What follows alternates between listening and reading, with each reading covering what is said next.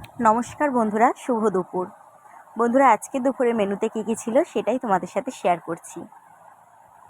আর আজকে দুপুরে মেনুতে নিয়েছিলাম সাদা ভাত, এখানে এক টুকরো লেবু, একটা কাঁচা লঙ্কা,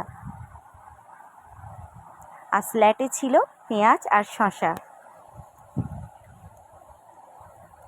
এরপর ছিল আলু আর উচ্ছে ভাজা,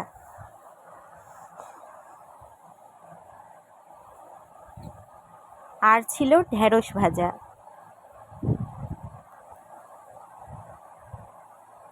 পেঁয়াজ দিয়ে ঢেঁড়স ভাজা, আর ছিল বেগুন ভাজা। আর এটা হচ্ছে বাটা মাছ, যেটা আমার খুব পছন্দের একটা মাছ, আর একদম ডিম ভর্তি মাছটা। বাটা মাছ ভাজাটাই আমার বেশি ভালো লাগে। আর এখানে ছিল মুরগির মাংস, আর এই যে আম।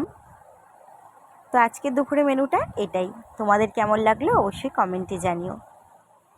চলো বন্ধুরা, টাটা।